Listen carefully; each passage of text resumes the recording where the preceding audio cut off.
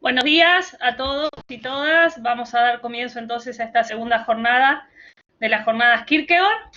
Tenemos acá la mesa ya lista para arrancar. Vamos a empezar con Belga Bebere. Ella va a leer su paper en inglés y yo lo voy a proyectar en compartir pantalla traducido al español para que sea más fácil seguirla. Vamos a hacer la prueba. Y luego las preguntas que ustedes tienen se las comunicaré yo, intentaré traducirlas con mi pobre inglés, se las traduciré, o si las quieren hacer directamente en inglés, los que sepan, adelante. Sí, con la lupa voy a ir ampliando el texto. La presento entonces a Belga, es doctora en filosofía por la Universidad de Letonia, investigadora principal de la Universidad de Letonia, profesora asociada de la Facultad de Economía y Cultura de la Universidad de Riga, profesora asociada también de la Universidad de Economía y Cultura de la Universidad de Letonia en la Facultad de Economía y Cultura. Bueno, no, perdón, acá me parece que me confundí algo. No va esto final. Es una prolífica autora de trabajos sobre Kierkegaard, ha publicado numerosos artículos, colaboraciones en volúmenes internacionales y también ha sido becaria reiteradamente de la Home Kierkegaard Library, donde tuve el placer de conocerla uno de los tantos veranos, y también del Kierkegaard Research Center de Copenhague. Es la primera vez que puede participar en estas jornadas, así que un placer tenerla y le damos la palabra. Voy a proyectar entonces el texto. Adelante, Belga. Okay. Can I start? Okay. First, I would like to express my gratitude to all organizers, because this is so great to participate in this scientific event, especially related to Kierkegaard in these crazy times. And I beg my pardon, I do not speak Spanish, but I will learn it. Now I have a motivation because I can understand a little bit. Okay, can I? I'm starting. In the preface to his book signed by Nicolaus Notabene Prefaces, Kierkegaard describes a thought experiment, quote, that no one thinks about what might be gained if one or another literatus, literary type, could be trained to read only prologues, but to do it thoroughly that he would begin with the earliest times and advance through the centuries down to our day, unquote.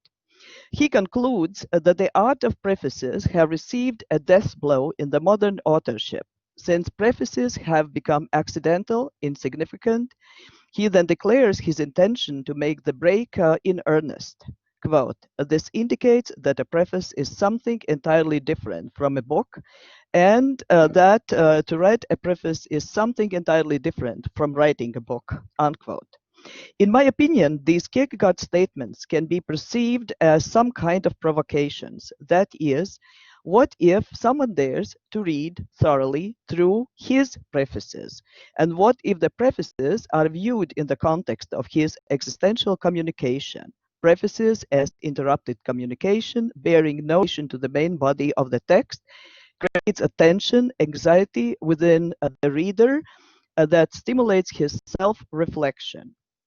In the present lecture, I would like to yield to Kierkegaard's vocation and follow through all his prefaces to the pseudonymous works as important part of his project of existential communication. As a tool of interpretation, I will employ the concept of the alienation effect or Verfremdungseffekt, also translated as the defamiliarization effect or alienation effect, proposed by the German playwright Bertolt Brecht. He formulates his principle in the essay Alienation Effects in Chinese Acting, quote, the effects in question were directed to playing in such a way that the audience was hindered from simply identifying itself with the characters in the play, unquote. First part, game of the prefaces in philosophy. The role of the prefaces in literature and philosophy is a special one. They play different functions: to introduce, to explain, to orientate the potential reader, as well as hinder and disorientate. In philosophy, the theme of prefaces was disclosed by Hegel, Kierkegaard, Nietzsche, Derrida. Although in general the prefaces serve as hermeneutical tool for text interpretation, in some cases prefaces leave the reader quite confused since they are not related to the main text. Thus, for example, French literary critic Gérard Genette, in his book Paratexts, Thresholds of Interpretation, characterizes the preface as a threshold to be overstepped in order to get to the main body of the text, or it can preclude the entrance whatsoever. Still, in both cases, it presupposes some pausing.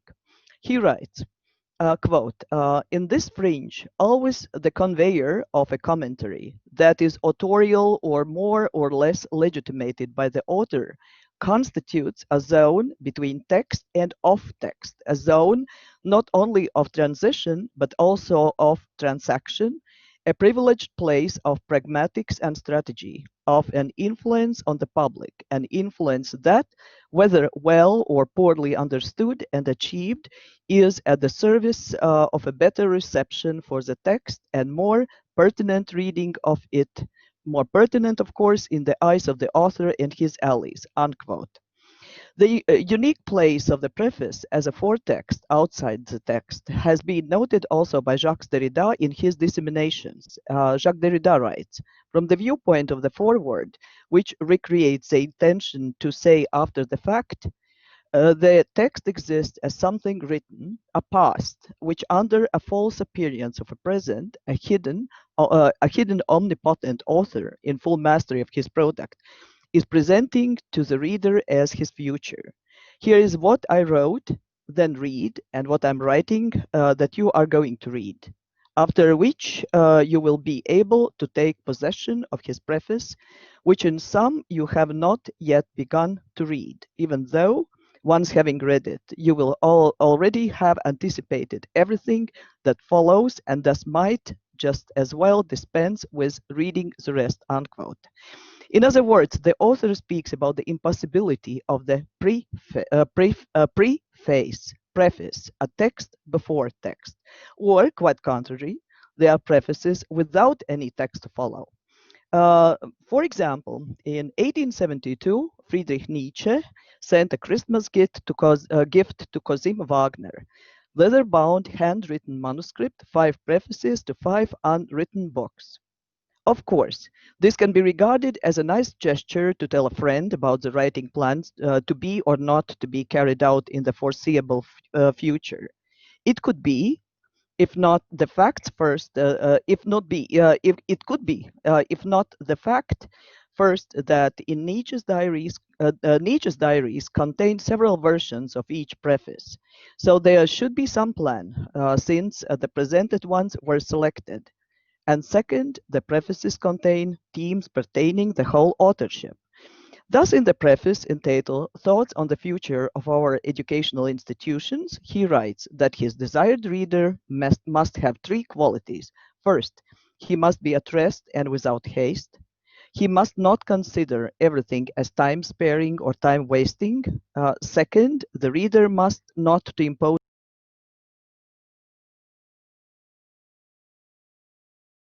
We will return to this in the last part of the lecture.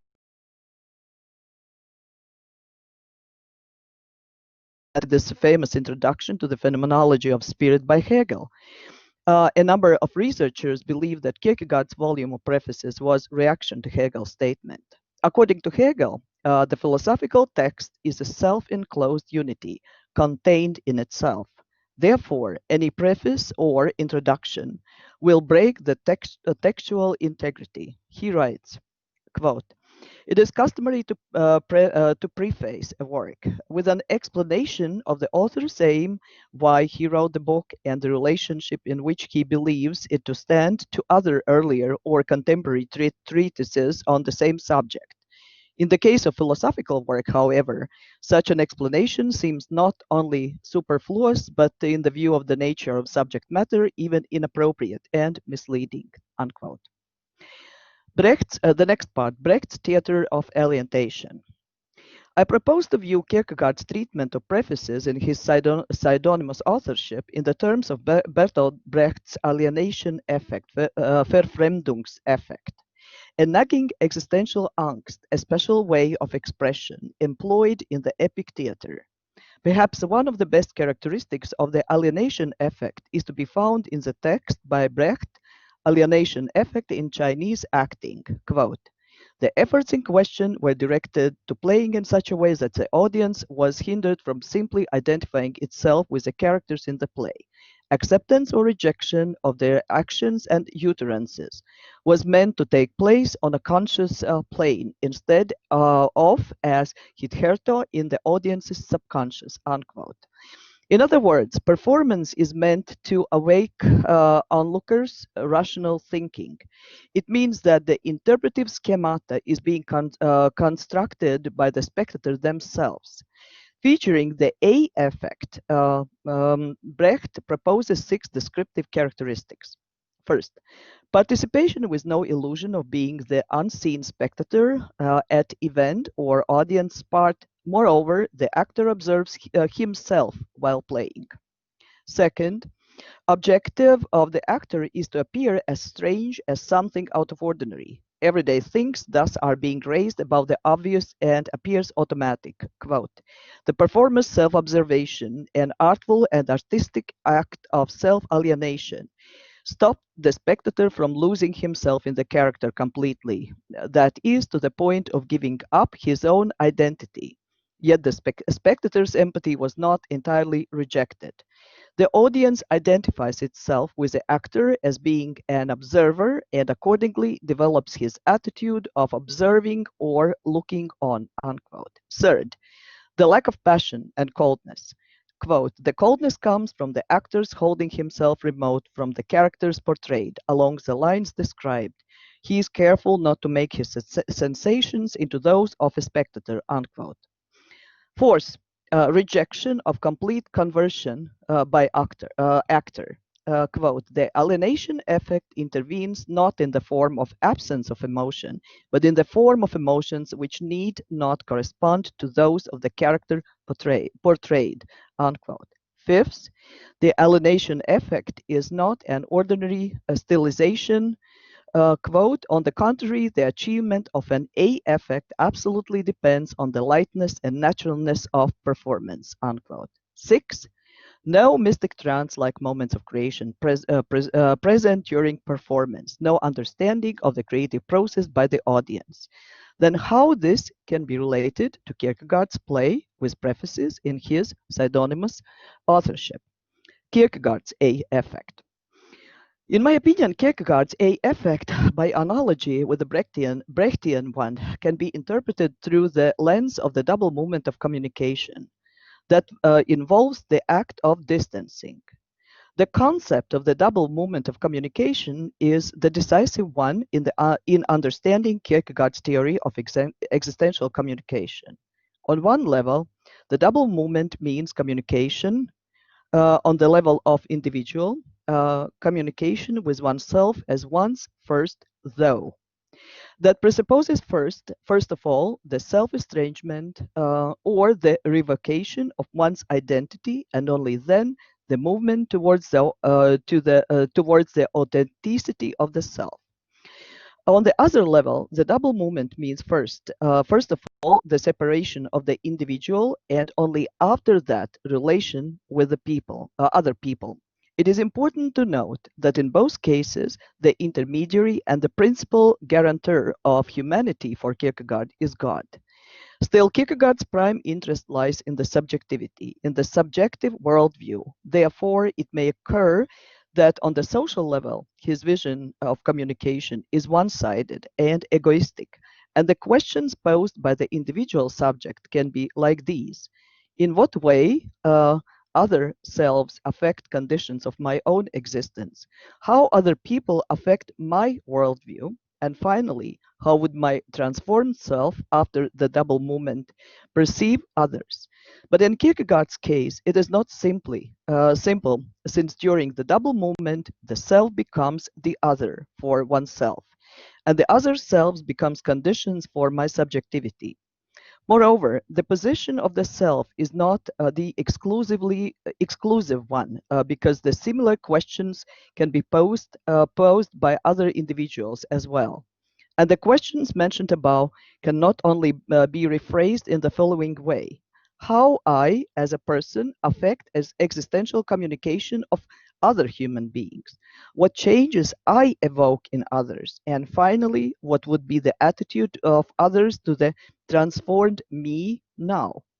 According to Kierkegaard, the first movement, the isolation, means that the self is something already given, but not yet comprehended. Thus, all expressions, like to choose oneself, to obtain oneself, to capture oneself, can be interpreted as becoming the concrete individual, the one we really are. The self accomplishes the initial separation, that is, admits oneself as being different from oneself and different from others, thus excluding oneself from his concrete historical existence. Whereas the counter movement is returning to the concreteness and historicity and the web of um, social relations. Now it is time for Kierkegaard to ask the questions about the authenticity, inauthenticity of human relations. He believes that inauthentic relations between human beings stem from their inauthentic self-realization, namely from their inability to view themselves as individuals, and hence inability to take on the ethical responsibility.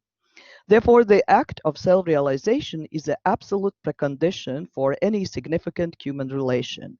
Thus, if the first movement of communication is the act of isolation, the second act, counter movement, is taking up responsibility for oneself and for others. These are grounds for continuity, and unless the individual has not apprehended himself as a concrete personality in continuity first, he wouldn't feel the continuity with others later on. Thus, for Kierkegaard, any act of existential communication presupposes the process of distancing oneself from the other, alienation. Kierkegaard enacts the process of readers' alienation with his prefaces that in most, though not in all, cases are not related to the body of the text. Let us have a brief insight into Kierkegaard's pseudonymous writing prefaces. Either or, author Victor Eremita. Apart from the story of the Victor Eremita finding a manuscript, there are some tale-telling passages related to the text and the reader. I would like to mention two of them. Quote, it may at times occur to you, dear reader, to doubt somewhat the accuracy of that familiar philosophical thesis that the outer is the inner and the inner is the outer, unquote. Further on, he follows with a statement that each author wants to keep something to himself. This, in fact, is what is meant by Danish term meddelelse, sharing but not disclosing. But keeping something to himself. Then there again, quote, read then the something in such way that having read it, you may be as one who has not read it. Read something else in such a way that having read it, you may be as one who has forgotten what has been read, unquote.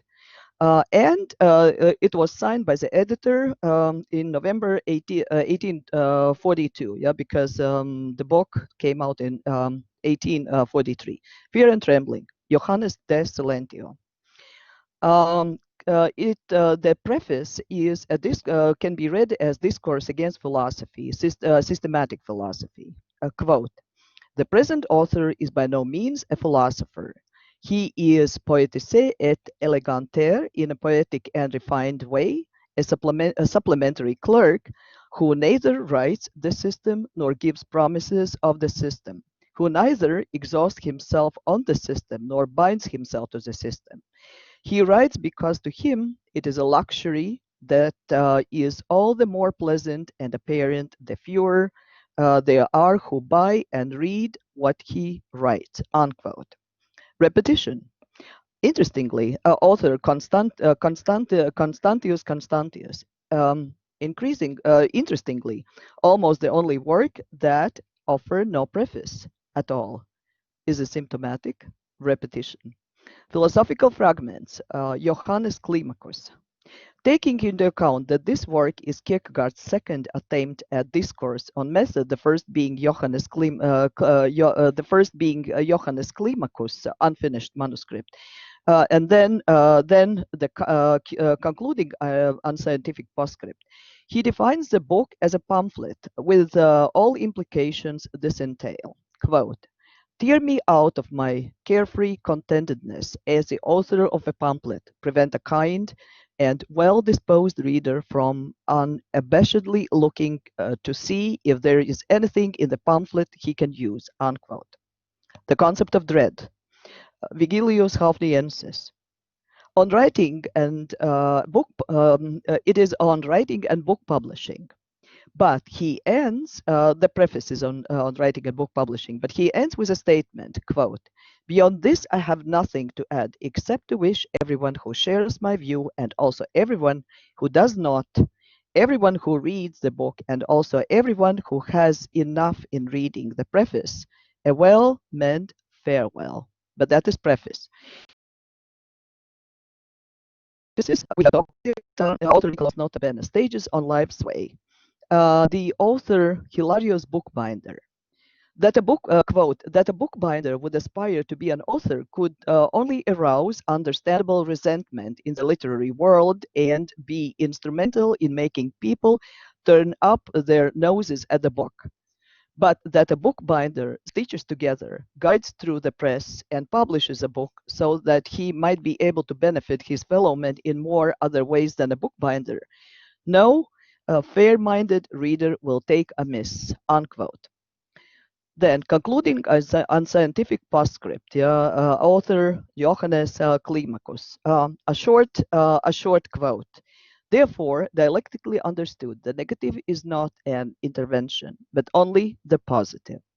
Sickness unto death, anti-Climacus. Quote, many may find the form of this exposition strange. It may seem to them too rigorous to the upbuilding and to upbuilding to be rigorously scholarly. As far as the latter is concerned, I have no opinion. And unquote. In my opinion, this is one of the most important works in on the distanciation from oneself from the self. Practice in Christianity. Author Anti-Climacus. Quote, the requirements should be heard, and I understand what is said as spoken to me alone, so that I might learn not only to resort to grace, but to resort to it in relation to the use of grace. And the important, it is signed by editor S.K.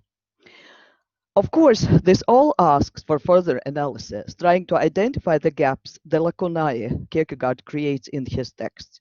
In my opinion, Kierkegaard uses his prefaces to elucidate his philosophical strategy of alienation in order the reader could be able of finding his own voice to become the self for himself in the process of reading. Thank you. That's all. Muchas gracias, Belga, maravilloso. La proyección salió bastante bien dentro de lo esperable. Vamos a hacer, a ver si hay alguna preguntita por acá que podamos transmitir a Belga. En el chat todavía no veo nada, pero...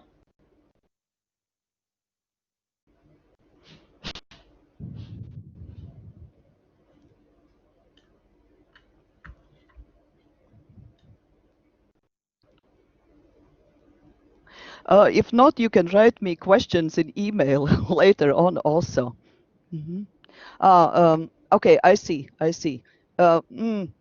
Just a second, I have to go back. how do you understand alienation regards Kierkegaard? Yeah, that is an interesting question, because I usually receive like all my conception. I have published a monograph on Kierkegaard's in Latvian on Kierkegaard's existential communication. And the thesis, my thesis, is that the Kierkegaard, with his process of communication, he actually leaves the gap open. Yeah, the communication for him means that he is not communicating everything, that keeping something to himself. And this double moment of communication, it means that first he turns to himself, and then he turns to the world, and not disclose, no, keeping the gap open. Yeah, there is no unification of self and other. He always stands, because in my opinion, this existential situation is that creates a creative tension. Yeah, and for me, the concept of alienation is very important, or estrangement, or in some publications, I have called this as I have been called this negative meiotics. It's not for understanding, but somehow create a shock of not understanding, in order the reader can examine his own personality while reading Kierkegaard. Okay. There is another question. Why repetition does not have a preface? I Do you don't see know. why repetition? I was thinking about that. Yeah, because but but I somehow I believe that there is not formal preface. But if you read the first part of repetition, where he talks about the movement, remember then he was talking about the movement that Eliot, the question, the dispute, yeah, between Eliot's, then it is not possible. The movement is not possible, and then Kierkegaard stood up and walked the room. But then he talks about repetition and recollection. And if we go further on, this book is somehow, the other parts maybe are not as connected to this. So in a kind of metaphorical way, it could be perhaps, but I have to think about that. Because I was thinking that is the only book I found without a preface. Okay. And the last one, we don't have more time than for 3 questions. But one said that alienation is an ironical act than the reflective act, or is irony or reflection the alienation, or the first movement of the double movement? I would say that's irony. For me, it's ironical act, in my opinion. Okay, that's all?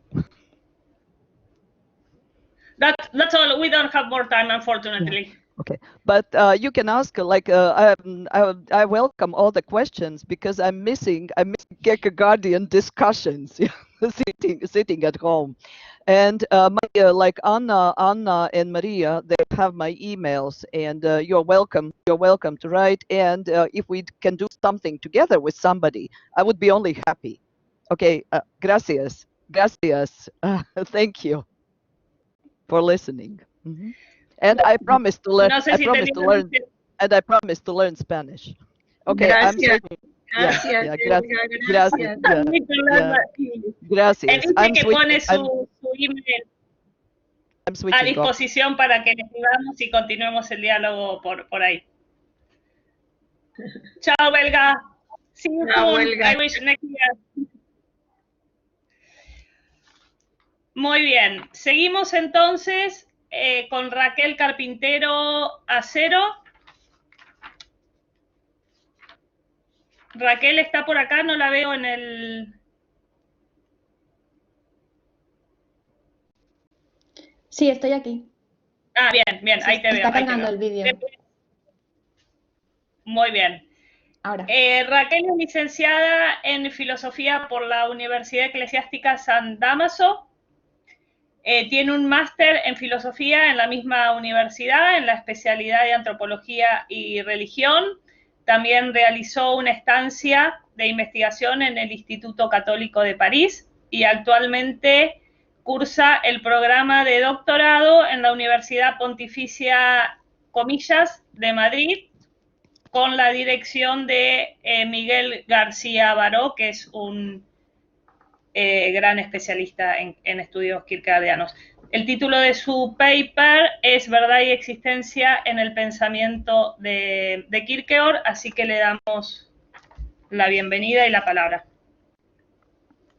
Bueno, en primer lugar, quiero dar las gracias a la Universidad de El Salvador y a la Biblioteca Kierkegaard Argentina por la oportunidad de participar en estas jornadas. Gracias a todos. Comparto mi texto por si acaso hubiera algún problema de conexión para que todo el mundo pueda leerlo. Bueno, ¿qué significa existir? ¿Cómo hacerlo además en nuestro tiempo, en que lo propiamente humano parece desdibujado e incierto? La pregunta por el ser del hombre y modo de existir se vuelve sobre aquel que trata de responderla. Ciertamente, el hombre es de algún modo un exceso para sí mismo. El hecho de que sea necesario preguntar por el alcance y sentido de su existencia es una muestra de ello. Y sin embargo, la respuesta no puede pasar solo por un detallado análisis, por un esfuerzo aséptico de introspección y disección de las facultades humanas. No es suficiente lo meramente sociológico, antropológico, psicológico, especulativo.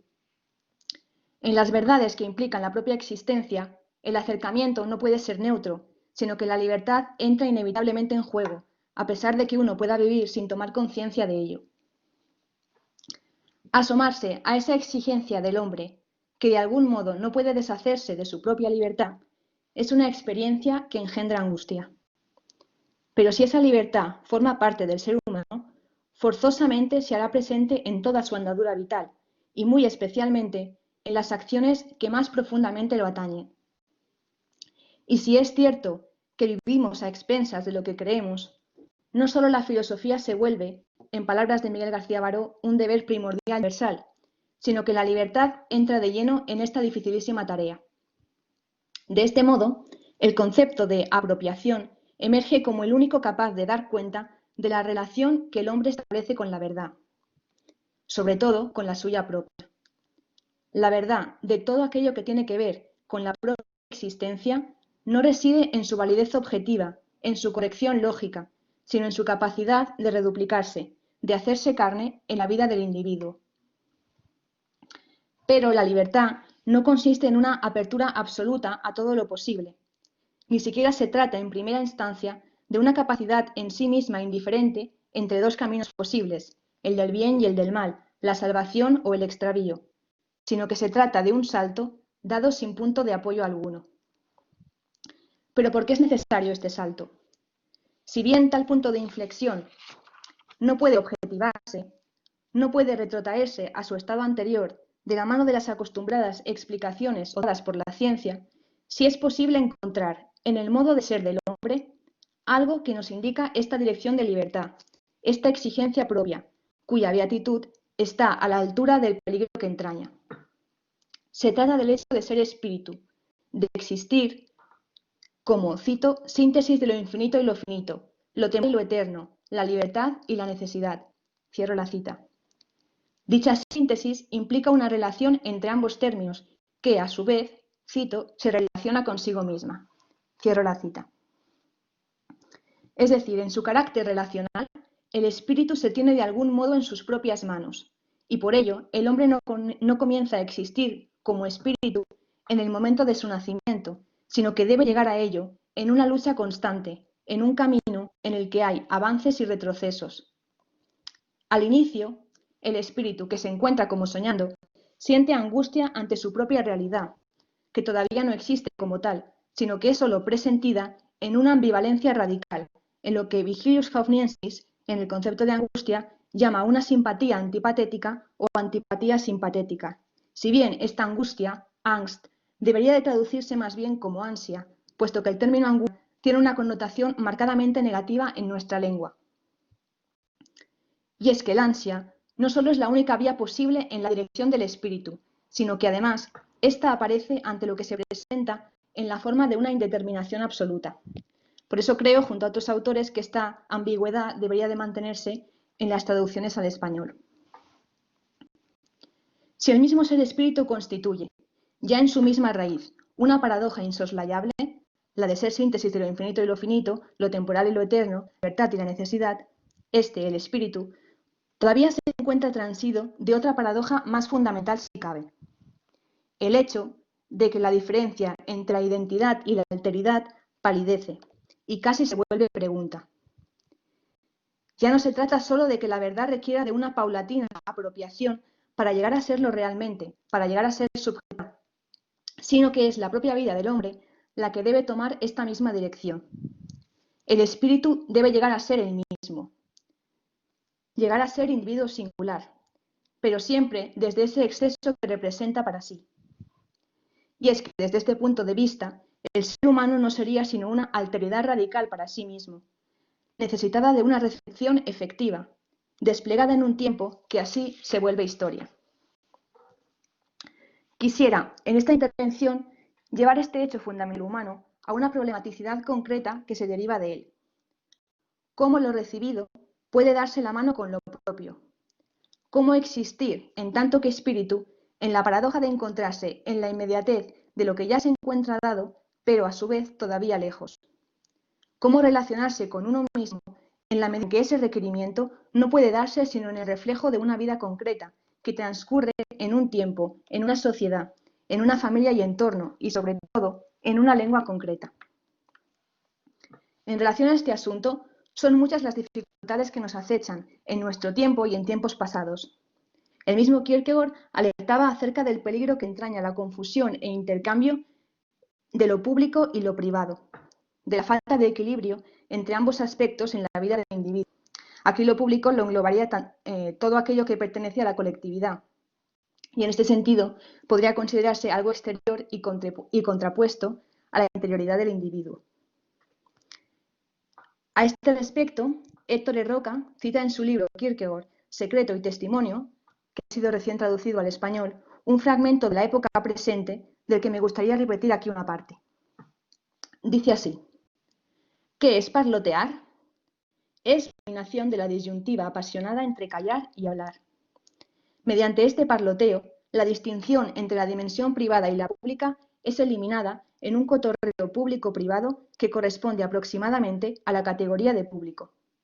Pues el público es lo público que se interesa por los asuntos más privados. En nuestro tiempo, esta dificultad es cada vez más manifiesta, e incluso nuestra propia identidad muchas veces se sobreexpone virtualmente, en las redes sociales, etc., rompiendo de forma definitiva esta barrera entre lo privado y lo público. No obstante, ¿dónde estaría el equilibrio? ¿Se podría reconocer el individuo a sí mismo en una separación definitiva entre ambos ámbitos, sosteniendo un principio de contradicción inflexible que los mantuviera del todo alejados? Si así fuera, la categoría del individuo, que representaría la interioridad y la esfera privada, quedaría escindida de la colectividad y su neutralidad de existencia inexistente en palabras de Levinas. Y es que el hombre no puede eludir esa soledad última de la interioridad, a vueltas consigo misma e irremediablemente sola ante Dios. No puede deshacerse del peso de esa responsabilidad última que lo es a sí mismo y que no debe evadirse en el disfraz de falsas seguridades dadas por uno mismo o por ese afán de delegar en otros el peso de la propia vida, como si eso fuera realmente posible. La desesperación que subyace en tales actitudes no constituye sino un intento, en vano, de rechazar nuestra propia condición. Y por eso la desesperación no es sino la única enfermedad para la muerte, pues conduce a una agonía constante, pero sin poder librarse del todo de uno mismo, y sin que ese estar muriendo acabe. Pues la exigencia de ser espíritu no nos la hemos dado a nosotros mismos, y por ello tampoco podemos eliminarla, por grande que sea nuestro empeño. Sin embargo, y a pesar de lo dicho, desde el punto de vista del pensamiento kierkegaardiano, creo que no sería posible sostener una tajante separación entre el ámbito de lo privado y el de lo público.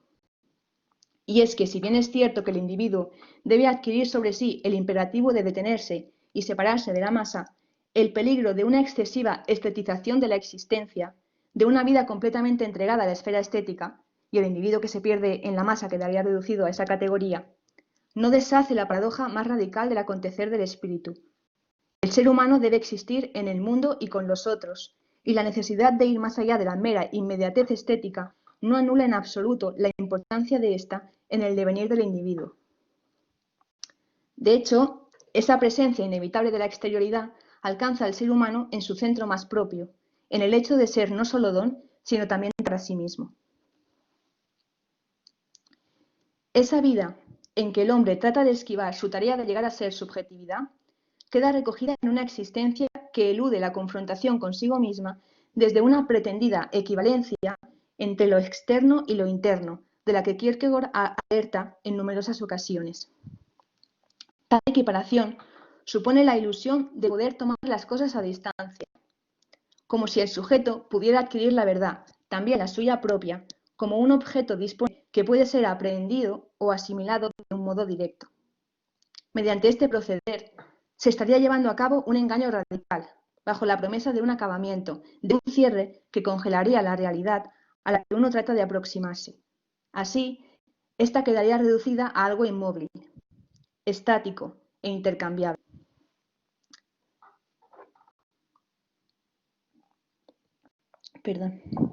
Sin embargo, cuando dicha realidad no es sino la existencia, tal proceder se vuelve del todo imposible, puesto que, como ya se ha apuntado, el ser humano no puede llegar a ser de un modo directo, sino que debe ir adquiriendo su realidad. Su mismo ser hombre consiste en esa posibilidad inexcusable de llegar a ser, en una forma de recepción que se hace entonces indirecta. En la comunicación indirecta, el modo de apropiación es tan importante como el objeto mismo, e incluso no habría objeto como tal, sino que todo contenido no podría llegar a ser al margen de la forma en que llega a darse, al margen de una adquisición constantemente renovada, que por ello se opondría a toda pretensión de acabamiento, que anularía de suyo la realidad del espíritu. Así pues, la comunicación indirecta, en la que el espíritu como tal se inscribe, exige la puesta en relación del sujeto consigo mismo. Este hecho implica la no equivalencia directa, al modo hegeliano, entre lo interno y lo externo, sin despojar por ello la exterioridad de toda su importancia. Y es que la misma paradoja que se encuentra en el modo de ser del espíritu, la tensión entre ambos extremos de la síntesis, se traduce también en un necesario equilibrio entre lo interno y lo externo, que adquiere su significado más pleno en el estadio religioso de la existencia, concretamente en la religiosidad B, la propiamente cristiana, donde interioridad y exterioridad entran en una paradójica relación en que el individuo anticipa de algún modo lo eterno, no fuera, sino en el mismo despliegue de su devenir en el tiempo. El título de estas jornadas venía acompañado de una cita de la época presente, en que se dice que se trata de una época caracterizada por la publicidad, por los misceláneos anuncios, en que no sucede nada, pero hay publicidad inmediata. Lo inmediato también se ha vuelto desbordante en esta época nuestra, en que se da un constante decir, un constante mostrar, en una exterioridad doblemente exacerbada en el auge de lo virtual, que se ha extendido de la dinámica relacional en que el espíritu se puede reconocer. Así, todo se vuelve exterior, objetivo, objeto de un consumo impersonal, e incluso la propia identidad parece diluirse en esa red de informaciones que demasiadas veces aparecen desvinculadas de toda forma de verdadera subjetividad. Por ello, aunque la información se multiplica infinitamente, no hay propiamente infinitud que la sobreviva. No ocurre nada en un sentido radical. Se vive en la inmediatez, sin que la decisión, la puesta en marcha de la libertad que caracteriza el estadio ético de la existencia, llegue a darse. No obstante, la ética conduce al individuo a una imposibilidad, a un choque. No solo la decisión mediante la cual el sujeto se elige a sí mismo, en tanto que la libertad es pura, no puede tener un reflejo directo en la historia universal. No solo el movimiento de la interioridad no es, en este punto, susceptible de una traducción externa directa, sino que el ser humano es, en un sentido aún más radical, también incapaz de cambiarse a sí mismo. Y es aquí donde surge la noción de pecado, como realidad que caracteriza la existencia religiosa. El individuo, infinitamente vuelto sobre sí, se descubre culpable, incapaz, y es que se encuentra, cito, en un estado exactamente opuesto al exigido por lo ético. Cierro la cita. Como la ley, la ética, cito, solo juzga, pero no da vida. Cierro la cita. Por ello, el individuo que nace a la libertad al mismo tiempo desespera, sumiéndose en el sufrimiento que deriva de la conciencia de pecado. Aquí lo positivo se distingue por lo negativo, y el existente en el sufrimiento de saberse un obstáculo para la relación con Dios se aniquila a sí mismo para dejarle espacio. No se va más allá del terreno de la inmoralidad, sino en la llamada religiosidad de. Aquí emerge sin ambajes la paradoja de que lo eterno se dé realmente en el tiempo. Algo completamente absurdo, pero real en la medida en que la fe lo acoge, no como algo que afecta al sujeto desde fuera, sino como aquello que lo define en su ser más propio. Tal verdad se da la mano con la existencia en la forma de una comunicación indirecta, en su sentido más notorio, en que el hombre recibe su existencia de manos de Dios, pero no de una vez, sino en la forma de la llamada a vivirse como espíritu. Por eso, el hecho de que él sea en cierto modo una alteridad para sí mismo, lo pone en relación no solo consigo mismo, sino también con su prójimo, pues ¿acaso se puede recibir el amor de otro modo que amando uno al mismo tiempo? Y en los modos en que dicha relación sea posible. Hoy en día formaría parte de ello el contacto a través de lo virtual. Y en un esforzado equilibrio, nutrido de la confianza en que lo eterno, que caracteriza la existencia interior del individuo, puede darse sino en los márgenes de la vida en comunidad, en que la inmediatez de lo externo siempre está presente, no como traba, sino como permanente invitación. Para finalizar, me gustaría citar un fragmento del Postscriptum que creo que ilustra bien esta idea. Dice así: a menor exterioridad, mayor interioridad, si realmente está ahí. Pero también es el caso que a menor exterioridad, mayor posibilidad de que la interioridad se ausente por completo.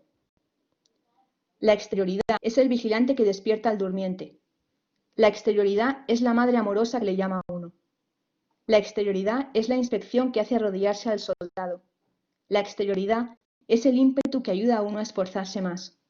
Pero la ausencia de exterioridad puede también significar que la propia interioridad llama interiormente a una persona. Pero también puede significar que la interioridad faltará a su cita. Muchas gracias. Muchas gracias, Raquel. Gracias. Muchas gracias, Raquel. Hermosa exposición.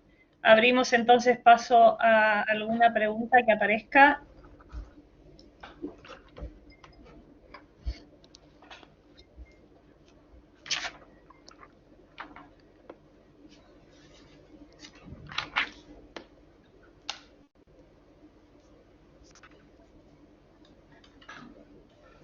Buenos días, Raquel. Yo tengo una pregunta, aprovecho para hacerla por acá. En esto que planteás sobre el cierre de la exterioridad y la interioridad, ¿no será, pregunto en voz alta así para que lo pensemos, ¿no será en estos tiempos de virtualidad que hay una difusión de lo que es exterior y lo que es interior, o de exterioridad a interioridad? O sea, ¿no hay que repensar estos modos o redefinir estos espacios de interioridad y exterioridad? Pregunto, porque me encantó la exposición, felicitaciones, me pareció impresionante. Pero pienso sí. profundamente esto, digo, ¿no será que nuestros tiempos nos están planteando límites difusos entre esas dos categorías?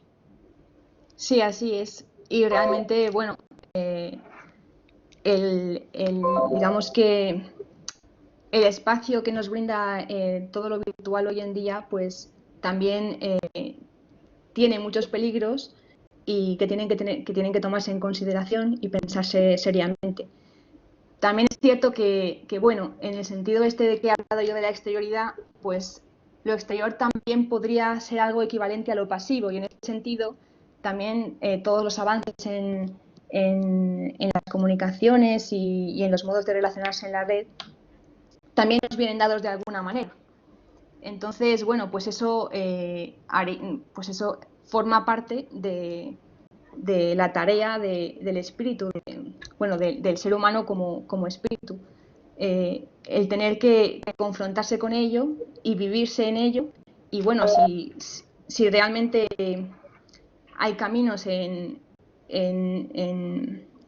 este nuevo panorama que no permiten esa vivencia, pues habría que dilucidarlo, pero siempre poniéndose en relación con ello.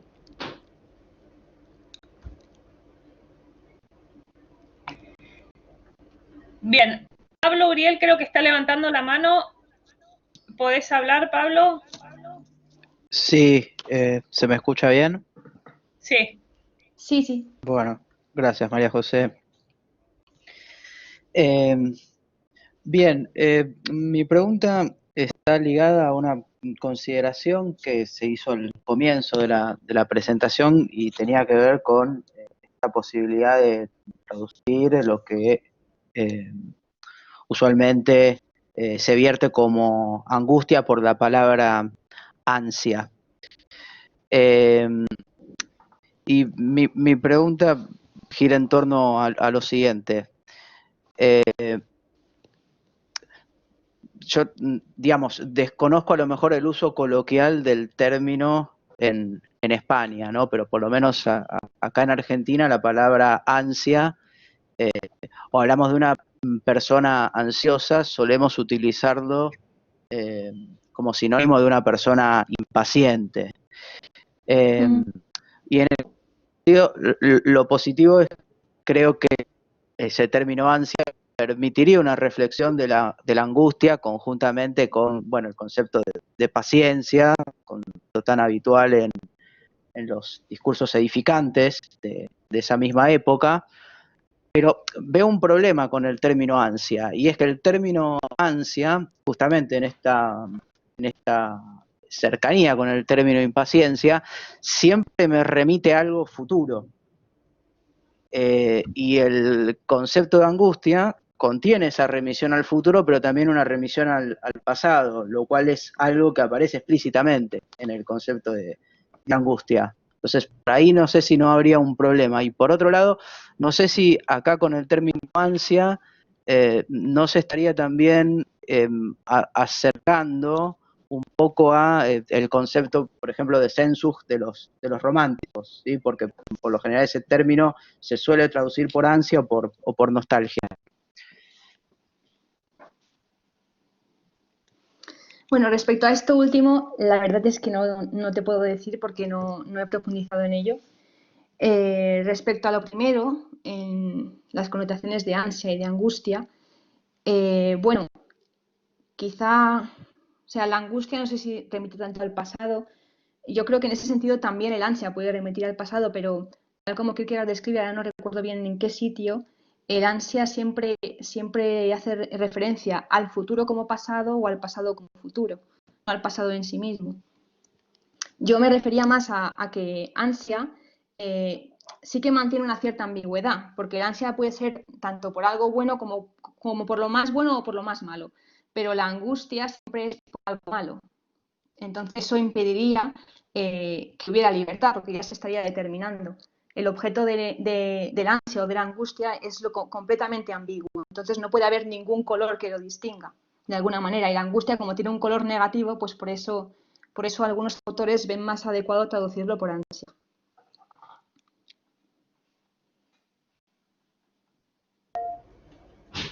Tenemos muchísimas preguntas en realidad y el espacio era nada más que para 3, así que vamos a ver cómo nos arreglamos. Quizás si podemos hacer brevemente, no quiero dejar a nadie afuera y no quiero extenderme mucho tampoco. A ver, una pregunta acá de Alejandro Ruiz, dice, en tu opinión, ¿cuáles serían las diferencias entre vida y existencia en la obra de Kierkegaard? ¿Cómo, perdón? ¿Cuál sería? Las diferencias entre vida y existencia en la obra de Kierkegaard.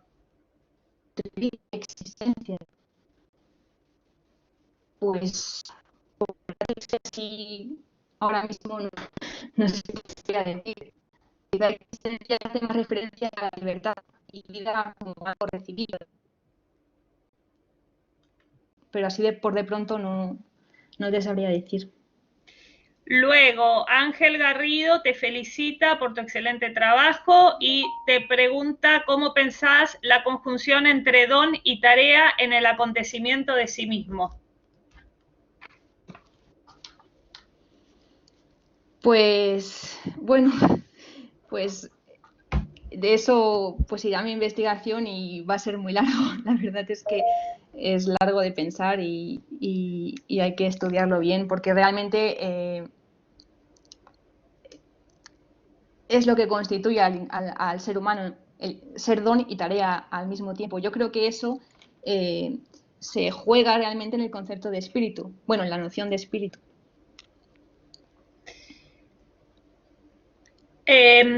Juan Carlos Muniz Como síntesis. te pregunta, ¿la exterioridad, la inmediatez no sería algo arbitrario, sino necesario para hallar lo interior subjetivo en su distancia con ella?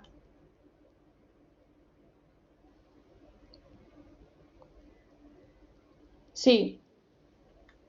Sí, lo exterior puede ser algo arbitrario, incluso considerarse como objetivo, o bien ser una invitación para la interioridad.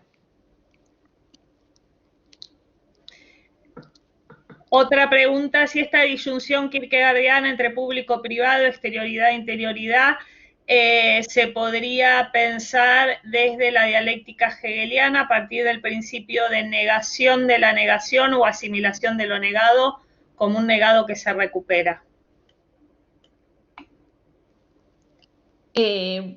Pues creo que no, que a pesar de que Kierkegaard pudiera, pues, tiene cierta influencia hegeliana en la medida en que trata de rebatirlo, en Hegel ese es un plano especulativo, en Kierkegaard el plano es totalmente existencial, con lo cual no sería lo mismo. Bueno, lamentablemente vamos a tener que dejar acá la discusión porque ya nos estamos extendiendo. Muchas gracias. Miguel, por tu excelente trabajo compartido y esperamos continuar la próxima. Gracias a ustedes. Pasamos entonces a Leonardo Venegas Loyola. Bueno, muy buenas tardes ya. Universidad Católica de Valparaíso. Te presento, Leonardo, licenciado en Filosofía por la Universidad Pontificia Católica de Valparaíso. Se desempeña como asistente de coordinación administrativa docente en el campus Oriente de la Universidad Mayor. El texto de su exposición es Kierkegaard y las redes sociales, signos del desastre en un útil. Desgaste, no desastre. Desgaste en un útil, perdón. Un poco menos terrible. Perfecto, ¿puedo comenzar? Sí, cómo no. Perfecto. Bueno, de partida muchas gracias por la posibilidad de dejarme participar. He estado un poco alejado de la docencia, de hecho no participo en la docencia y aún así no dejo de trabajar Kierkegaard y quiero poder compartir lo que he llevado a cabo en estos últimos meses. Comienzo. En los tiempos actuales, los medios digitales son una de las formas dominantes que tenemos para poder comunicarnos y llevar a cabo nuestras labores. Los medios digitales se ganan nuestra preferencia gracias a su instantaneidad y portabilidad. Ya no estamos necesariamente obligados a estar atados a un lugar físico determinado para poder comunicarnos o realizar trabajos ligeros, a tener que estar en un escritorio, tener que estar cargando con una laptop en todo momento. O que también podamos responder a una emergencia, puede ser esta laboral o personal. Las ventajas de tener la posibilidad de comunicarse de manera inmediata y que esté al alcance de la mano son claras. Esta es la realidad de la comunicación a través de los medios digitales. Es un hecho en el cual es muy difícil de negar, más aún en el contexto mundial en el cual seguimos atravesando, el de una pandemia.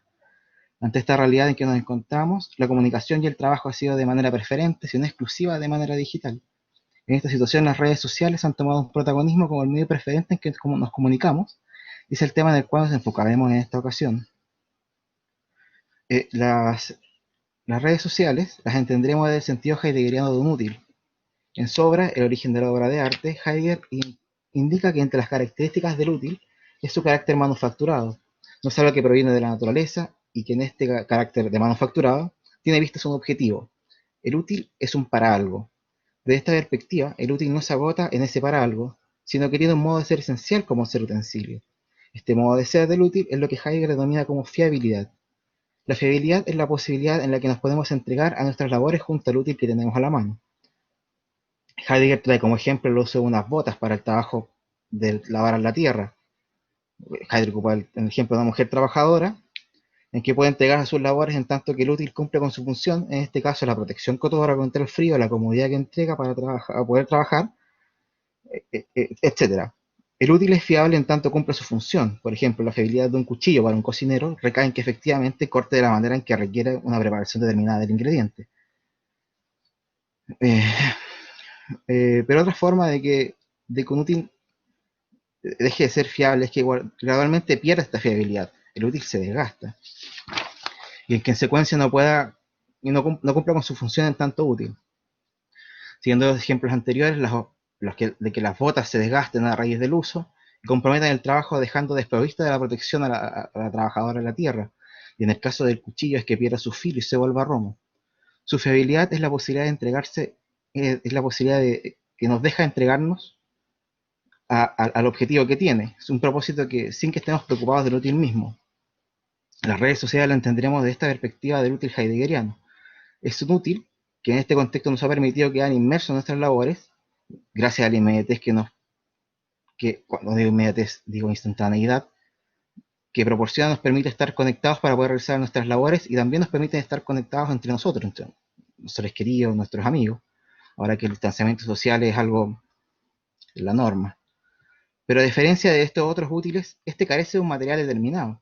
No podemos identificar que las redes sociales se han vuelto romas y que pierdan su fiabilidad. El material que las constituye no es compatible con una identificación a simple vista de que ya no es apto para cumplir su objetivo. Ante esta dificultad, Kierkegaard nos puede brindar una luz.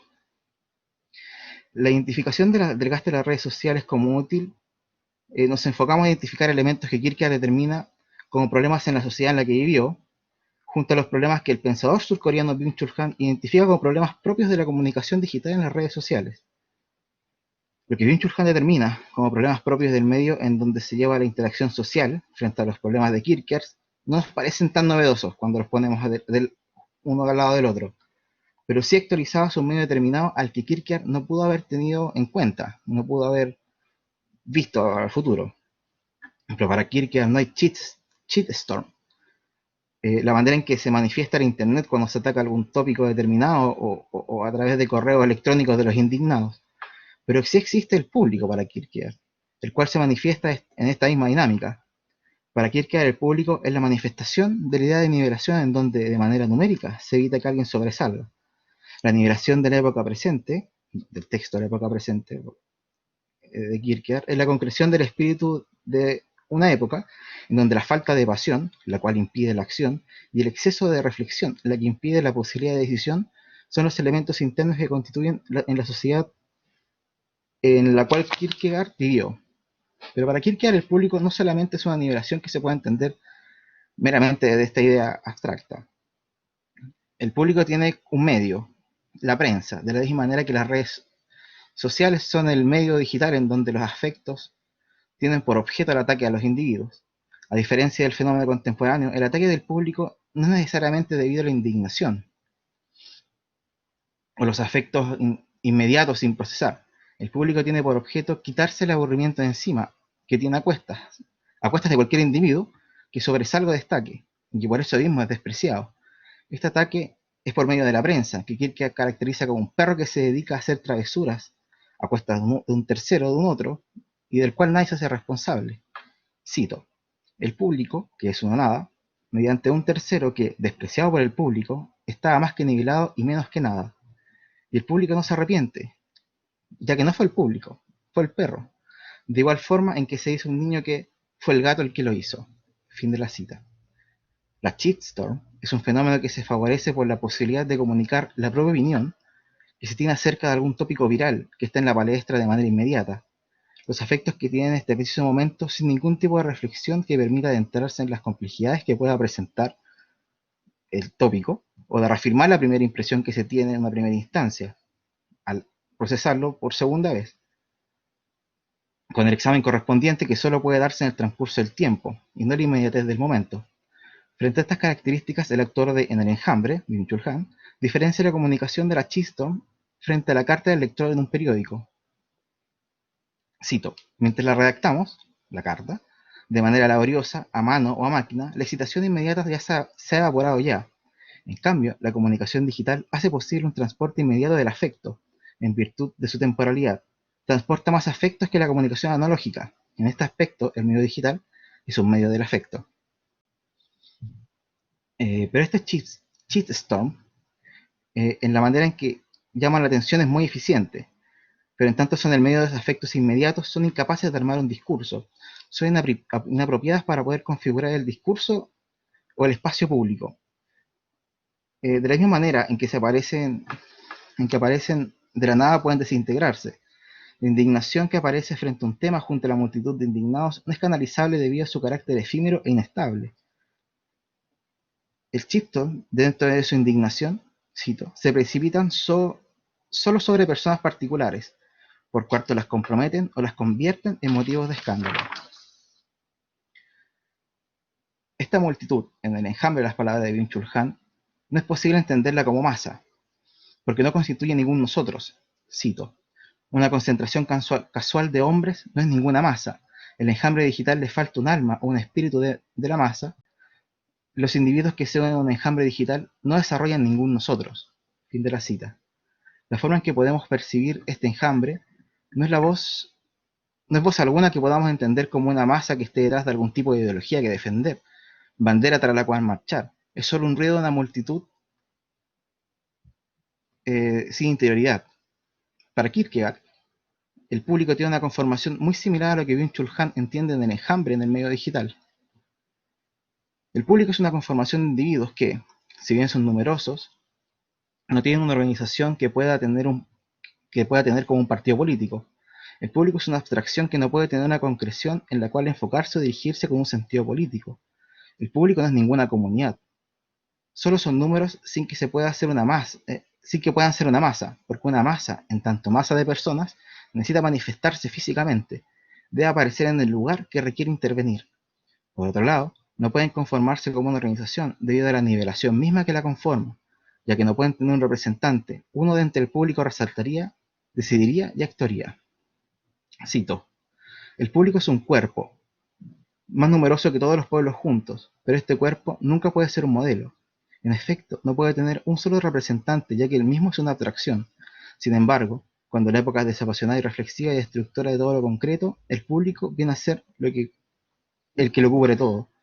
Pero esta relación es una vez más justamente la expresión que señala que el individuo se ha entregado a sí mismo. Fin de la cita. Pero las consideraciones del pensador danés que podemos considerar para identificar las redes sociales no se agotan solamente en el público.